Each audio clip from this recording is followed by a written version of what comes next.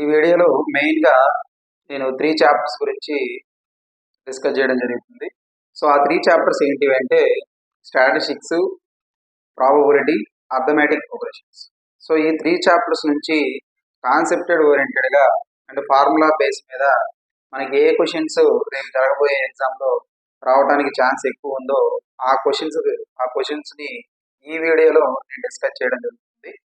So, ఆ క్వెషన్స్‌ని మీరు follow అయినట్లయితే ఆ క్వెషన్స్‌ని ప్రాక్టీస్ చేసినట్లయితే రేపు ఎగ్జామ్ పాయింట్ ఆఫ్ వ్యూలో మనం ఎగ్జామ్ ప్యాటర్న్ బేస్ చేసుకొని ఆ క్వెషన్స్‌ని వీడియోలో నేను డిస్కస్ చేయడం జరుగుతుంది. ఆ క్వెషన్స్‌ని మీరు ప్రాక్టీస్ చేసినట్లయితే మనకి 7-8 మార్క్స్‌ని ఈజీగా మనం గెయిన్ చేయొచ్చు. ఓకే. ఆలస్యం చేయకుండా let's we start the first question.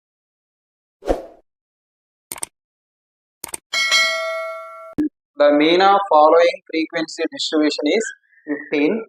Then the value of y is. ఇక్కడ ఒక టేబుల్ ఇచ్చాడు. x అబ్జర్వేషన్స్ ఇచ్చాడు, ఫ్రీక్వెన్సీ ఇచ్చాడు. మీన్ కూడా ఇచ్చాడు. అంటే completely you have to use the mean formula. The mean formula is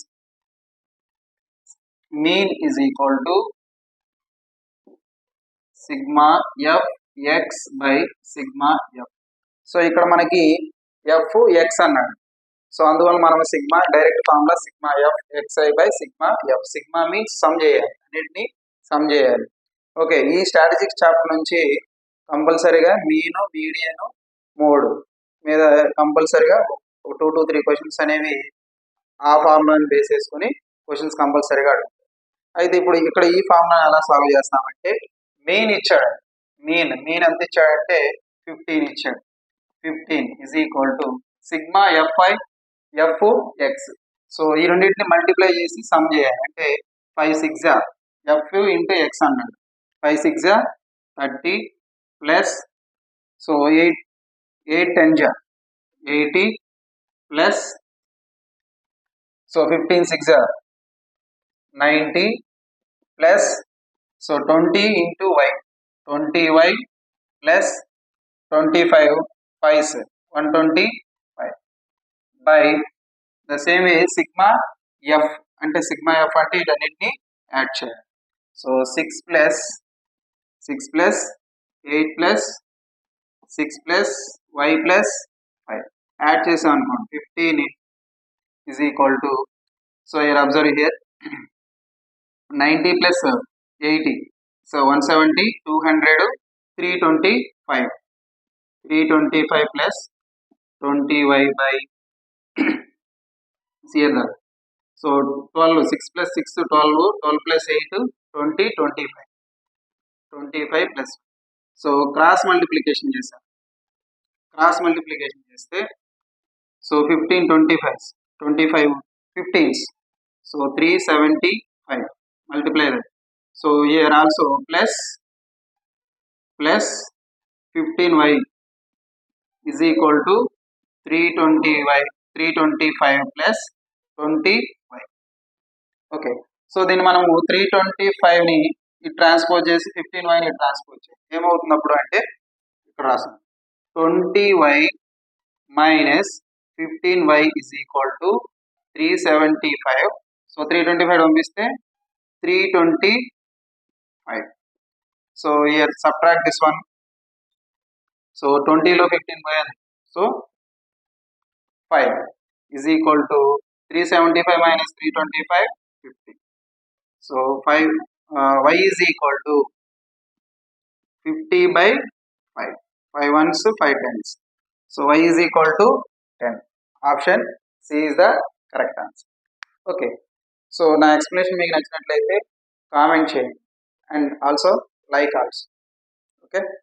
and next median of the first 10 prime numbers. 4 options are given. Median of the first 10 prime numbers. Median మనం find out చేయాలంటే n is number of observations. n is odd అయినప్పుడు ఒక formula ఉంది, n is even అయినప్పుడు ఒక formula ఉంది. ఇక్కడ 10 prime numbers అంటున్నాడు కాబట్టి 10 అబ్జర్వేషన్స్ అనేది n అనేది ఈవెన్ నెంబర్. అంటే n+1/2 average of n/2 and n/2 +1 అంత టర్మ్. ఇక్కడ మనం ఆ ఫార్ములా యూస్ చేసి ఏం చేయొచ్చు, లేకపోతే 10 ఈవెన్ నెంబర్ కాబట్టి మిడిల్ మోస్ట్ 2 నెంబర్స్ యొక్క యావరేజ్ తీసుకున్నా కూడా సరిపోతుంది. సో ఫస్ట్ 10 ప్రైమ్ నెంబర్స్ ఏంటి రాదు. So 2, 3, 5, 7, 11, 13, 17, 19, 20. See here the 4, 1, 2, 3, 4, 5, 6, 7, 8, 9. So here the 29. These are the 10 prime numbers. So middle most. So n is n observation here 10 అంటే even number కాబట్టి so middle most 2 numbers తీసుకొని మనము solve చేయొచ్చు అదొకటి. So లేకపోతే average of n/2 n/2 plus 1 term of the వాటి యొక్క average తీసుకొని కూడా చేయొచ్చు. సో ఇక్కడ మనం మిడిల్ మోస్ట్ 2 నెంబర్స్ అంటే ఇటు 4 ఇటు 4 అంటే ఈవెన్ అంటే యావరేజ్ అంటే ఏంటి 11 plus 13 by so number of observations by total number of observations ఎన్ని 2. So here the 24 by 2 ones 2 12. This is the median of the given question. So option B is the correct answer. So నా explanation మీకు నచ్చినట్లయితే like చేయండి and share చేయండి and comment also. Which of the following cannot be probability of an event? Cannot అంటే probability of an event. So probability మనకి ఏదైనా event తీసుకున్నట్లయితే probability జరిగిందా లేదా అనేది ఒక ఫార్ములా ఉంది, ఒక రేంజ్ ఉంది. ఆ రేంజ్ ఎంత అంటే 0 less than or equal to probability of an event less than or equal to 1. అంటే 0 కి అండ్ 1 కి 0 ఉండొచ్చు 1 కూడా ఉండొచ్చు, మధ్యలో వాల్యూస్ ఉండొచ్చు, అప్పుడే ప్రాబబిలిటీ జరిగినట్టు.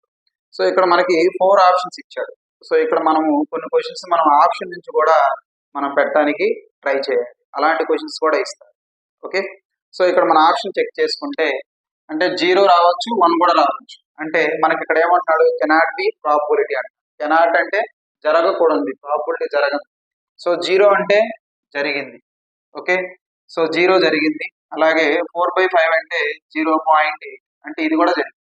ఓకే, 5/4 అంటే this value is 4 ones 2s 5 1.25. So 1.25 అంటే ఇక్కడ మనకి 0 సో 1 దాటి వెళ్ళిపోతుంది అంటే ఈ ఆప్షన్ ప్రాబబిలిటీ జరగాలి. So 1 correct. మనకేమంటున్నాడు cannot be probability of event అంట. సో మన ఆన్సర్ ఏమవుతుంది ఆప్షన్ సి అవుతుంది. ఓకే, సో ఫార్ములా మీద బేస్ చేసుకున్న క్వశ్చన్ కంపల్సరీగా అడగడానికి ఛాన్స్ ఎక్కువ.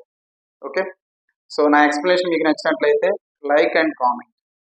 And next, if one card is drawn at random from a well shuffled deck of 52 playing cards, then the probability of getting a non-face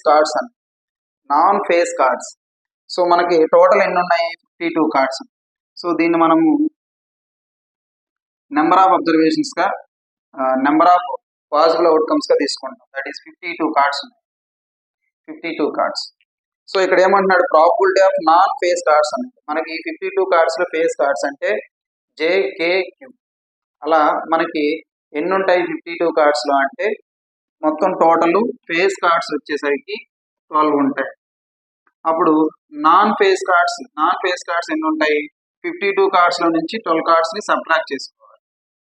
so 52 - 12 that is equal to 40. అంటే మనకి 40కి probability అడుగుతుంది. So probability ఏమవుతుంది P of E is equal to N of E by N of S. N of E అంటే 40 by total possible outcomes 52. Cancel చేసాం 4 table 4 10s 4 13s 10/13. So probability ఏమవుతుంది 10/13. Option B is the correct answer. Okay, so నా explanation నచ్చినట్లయితే please like and share. The difference between mode and mean of the data k times the difference between median and mean. So then the value of k is అన్నాడు. So ఇక్కడ మనకి చూస్తే mode mean median సంబంధించి ఒక formula మనకు ఉంది, that is empirical formula అంట.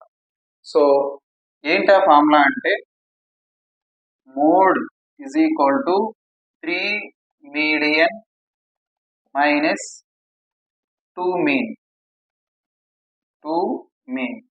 ఈ ఫార్ములా యూజ్ చేసి ఈ స్టేట్మెంట్ లో మనం దీన్ని ఈ ఫార్ములా రాస్తాం. This is the empirical formula. So both side mean ని సబ్ట్రాక్ట్ చేస్తాం. అంటే mode minus mean is equal to 3 median minus 2 mean minus mean. So both side mean ని సబ్ట్రాక్ట్ చేస్తాం. ఓకే, చేస్తే ఏమవుతుంది ఇక్కడ? So mode is minus mean is equal to 3 median minus, so minus 2 mean minus mean minus 3 mean. So ఇక్కడ 3ని common తీస్తే median minus mean, అంతేనా? So mode minus mean is equal to 3 into median minus mean. ఇక్కడ observe చేయండి, difference of mode minus mean, difference of mode minus mean. So of the data is k times అన్నాడు. So k అంటే ఇప్పుడు k value మనకి ఎంత అయి ఉంటుంది? 3 అయి ఉంటుంది. ఎందుకు? Difference between median and mean. So k is equal to ఎంత అవుతుంది? 3. So option B is the correct. Okay, నా ఎక్స్ప్లెనేషన్ నచ్చినట్లయితే లైక్ అండ్ కామెంట్. నెక్స్ట్, ఇక్కడ modal class of the following frequency distribution. So ఇక్కడ మోడల్ క్లాస్ మనం find out చేయాలి, కానీ ఇక్కడ class intervals less than 10 less than అని ఇచ్చాడు. అలాగే ఇక్కడ లెస్ దాన్ 10 అని ఎప్పుడైతే ఇచ్చాడో ఇక్కడ మనకి ఇచ్చిన ఫ్రీక్వెన్సీస్ అనేవి క్యుములేటివ్ ఫ్రీక్వెన్సీని ఫ్రీక్వెన్సీలోకి మార్చుకోవాలి. అలాగే క్లాస్ ఇంటర్వెల్స్ రాసుకుంటే హైయెస్ట్ ఫ్రీక్వెన్సీ ఏదైతే ఉంటుందో అదే మోడల్ క్లాస్ అవుతుంది. అది ఎలాగో ఇప్పుడు సింపుల్గా చూద్దాం. లెస్ దాన్ 10 అంటే 0 to 10 first class. Less than 20 means 10 to 20. Here 20 to 30, 30 to 40, 40 to 50, 50 to 60. ఇవి క్లాస్ ఇంటర్వెల్స్. సో ఇది క్యుములేటివ్ ఫ్రీక్వెన్సీ రాస్తామంటే, సో ఫస్ట్ వచ్చేసరికి 3 అవుతుంది frequency. So this is the 12 minus 3 9 అవుతుంది. అలాగే 27 మైనస్ 12 అంటే 15 అవుతుంది. అలాగే 57 మైనస్ 27 30. అలాగే 75 minus 57 this is 80. So 80 minus 75 this is 5. ఇక్కడ మనం ఫ్రీక్వెన్సీని అబ్జర్వ్ చేస్తే హైయెస్ట్ ఫ్రీక్వెన్సీ ఎక్కడ ఉంది? 30. సో ఇదే మనకి మోడల్ క్లాస్ అవుతుంది. మోడల్ క్లాస్ 30 to 40 ఆ క్లాస్ ఇంటర్వెల్స్. ఇక్కడ ఎక్కడ ఉంది? Option A is the correct answer. Okay, నా ఎక్స్ప్లెనేషన్ మీకు నచ్చినట్లయితే లైక్ చేసి and comment also. The numbers n-3, 4n-2 and 5n+1 are in AP. So then the value of n అన్నాడు. So ఇక్కడ ఈ 3 నెంబర్స్ ఏపీలో ఉంటే n వాల్యూ ఎంత? ఇప్పుడు ఇక్కడ ఒక ఫార్ములా ఉంది, ఏబిసి ఆర్ ఇన్ ఏపీ అయితే సో మనకి 2b is equal to a plus c. 2b is equal to a plus c అంటే ఇక్కడ మనకి b ఏమవుతుంది? This is a, this is b, this is అంటే 2 ఇంటూ b అంటే 4n-2 is equal to a plus c. So n-3 plus 5n+1. So 4 into 2 8n-2 2 ja 4. So here the 5n plus n 6n minus 3 plus 1 minus 2. 6n transpose to this side, 8n minus 6n is equal to minus 4 transpose to this side plus 4. So that is equal to 2n. 8n minus 6n, 2n is equal to minus 2 plus 4. So n is equal to 2/2. So answer 1. So option A is correct answer. And next question.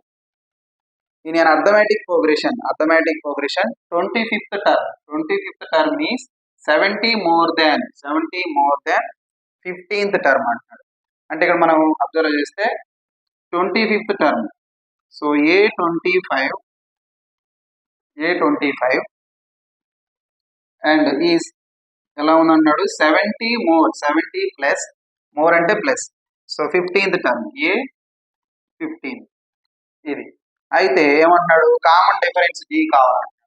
So సింపుల్గా ఎలా చేస్తామంటే, so A15 నేను పంపిస్తాం. A25 minus A15 is equal to 7. A25 అంటే ఏంటి? A plus 24D. So a n formula ఎంతకాలం formula use చేసుకొని 25 substitute చేస్తే మనకి సో ఒక వాల్యూని తగ్గించుకొని రాసుకుంటాం. A plus 24D minus A plus 14D. So that is equal to 7. So A plus 24D minus తో మల్టిప్లై చేస్తే minus A minus 14D is equal to 70 plus A minus A cancel 24 minus 14 10D is equal to 70. So D is equal to 70 by 10. So 10 ones 10 sevens. So ఎంత వస్తుందండి? 7. So answer C is the common difference. Okay, so నా videos కానీ మీకు నచ్చినట్లయితే like చేసి so మీ ఫ్రెండ్స్కి కూడా share చేయండి. సో అలాగే తప్పకుండా కామెంట్ చేయడం మర్చిపోకండి. So thank you for